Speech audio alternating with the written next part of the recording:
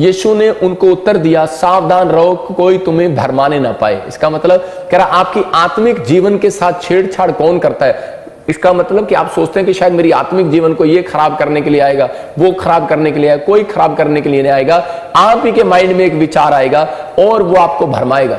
मतलब कि बहुत लोगों को परमेश्वर ने पहले ही बता दिया था, यीशु मसीह ने, कि अंत समय के बारे में लोग आकर कोई झूठी भविष्यवाणियां करने लगेंगे। बहुत सारे लोग कह रहे कि आजकल नकल मारेंगे और कह रहे कि लाइव में देखेंगे, अच्छा मौसम खराब है, मौसम की भविष्यवाणी करेंगे, अच्छा फलानी चीज खराब है, अच्छा ये होने वाला है, अच्छा उसकी 5 मिनट पहले भविष्यवाणी करने लगेंगे। इसका मतलब क्या है? कह रहा है कि आपके बारे में कह रहा है कि परमेश्वर कह रहा है जानता है, कह रहा है किसको मैंने कैसे संभालना है कैसे नहीं। कह रहा है कि आप नेगेटिव भविष्यवाणी पर मत जाएं, कि आप पॉजिटिव रहें कि परमेश्वर मेरी जिंदगी में काम करेगा। मैं कह रहा हूं नेगेटिव विचारों में मत जाएं कि परमेश्वर मेरी जिंदगी में काम नहीं करेगा। पॉजिटिव रहें कि परमेश्वर मेरी जिंदगी में काम करेगा। दुख सुख परीक्षाएं आती हैं और जाती हैं, समझ रहे कि नहीं? मैं कह रहा हूं लेकिन जो व्यक्ति वही है, मसीहत वही है जो कह रहे कि सताव के समय में सहन कर ले। मसीहत वही है जो सहन कर ले। कह रहे कि इसका मतलब कह रहे जब आपसे सहन नहीं होता तभी आप भरमाए जाते हैं, तभी आप, इसका मतलब शैतान जानता है उन व्यक्तियों को, कह रहे कि ये जल्दी कौन गिरेगा, इसलिए उसने हव्वा आदम को नहीं पकड़ा क्योंकि वो भरमाया जाने वाला नहीं था, हव्वा को पकड़ लिया। और हव्वा आजकल शैतान क्या करता है, औरतों को जल्दी पकड़ता है, उसको बोलता है अच्छा तेरे घर में कार भी नहीं है, सामने वाले के घर में कार आ गई, भरमाई जाती है। अच्छा ये कौन से चर्च जाती है, ये कहां पर जाती है, मैं वहां जाऊंगी। मतलब आज बहुत सारे लोग भरमाए जाते हैं। लेकिन मैं फिर कह रहा हूं कि उन लोगों को पवित्र आत्मा सावधान करना चाहता है। कह रहा है कि उसने कहा बहुत सारे लोग आएंगे। मैं देख रहा था एक वीडियो बना रहा था कोई, और वो वीडियो बनाने के बाद उसमें बोल रहा था कि जी आप देखेंगे 2 महीने के बाद अंत समय आ जाएगा, 2022 में दुनिया खत्म हो जाएगी, 2020 में खत्म हो जाएगी, 2023 में खत्म हो जाएगी, 24 में खत्म हो जाएगी। अरे दुनिया कहीं खत्म अभी नहीं होने वाली। मतलब जब तक बाइबल बोलती है कि पूरी पृथ्वी के ऊपर सुसमाचार फैलाना दिया जाए, चाहे वो कल फैला दिया जाए, चाहे वो उसमें 50 साल लगे, लेकिन परमेश्वर का एक टारगेट है कि जब तक प्रभु का गोस्पल पूरी दुनिया में नहीं पहुंचेगा तब तक कह रहे कि आपके सिर का एक बाल भी बांका नहीं होगा। याद रखना कि परमेश्वर का आत्मा आपकी जिंदगियों में काम करना चाहता है, इसलिए वो बता रहा है। कह रहा है कि इसलिए कह रहे कि बहुत सारे यीशु मसीह ने उदाहरण दिए कि तुम्हें बहकाने वाली आत्माएं आएंगी, डराने वाली आत्माएं आएंगी, उकसाने वाली आत्माएं आएंगी। इसलिए और हो सकता है कह रहा आपको कह रहे कि प्रॉफिट बजिंदर सिंह मिस्ट्री के खिलाफ ही बहकाने वाली आत्माएं आ जाए, ये तो झूठा हो सकता है, आपके खिलाफ ही आ जाए। और बहुत सारे संतों के खिलाफ मैं सुनता हूं कि ये जादू टोने करते हैं, ये ऐसे काम करते हैं, धर्म बदलते हैं, लेकिन ऐसा कोई भी काम हमारी मिनिस्ट्री में नहीं होता।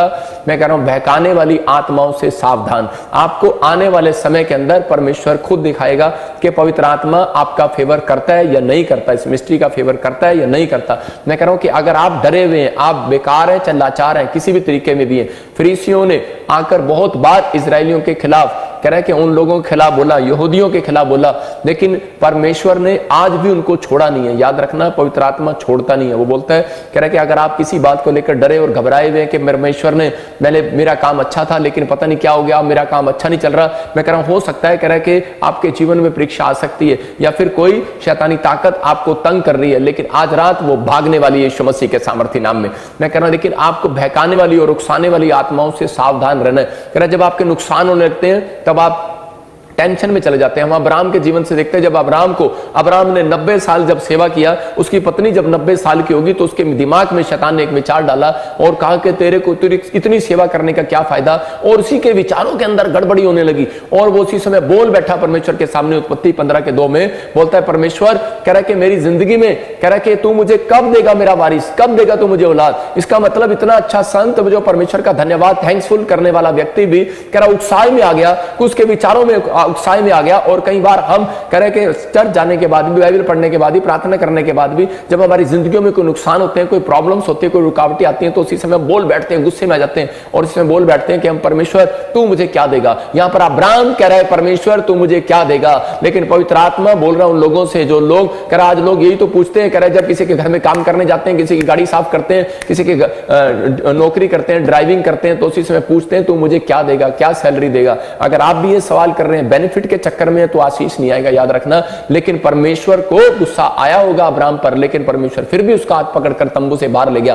पहला शख्स है जिसका हाथ परमेश्वर ने पकड़ा और बाहर लेकर गया, क्योंकि वो आत्मिक व्यक्ति था। याद रखना, मैं कह रहा हूं कि अगर आप आत्मिक व्यक्ति हैं तो आपका, मैं कह रहा हूं जितना मर्जी कोई आपको गिराने की कोशिश करे, मैं कह रहा हूं आपका वंश गिरेगा नहीं, उतनी तरक्की करेगा यीशु मसीह के नाम में।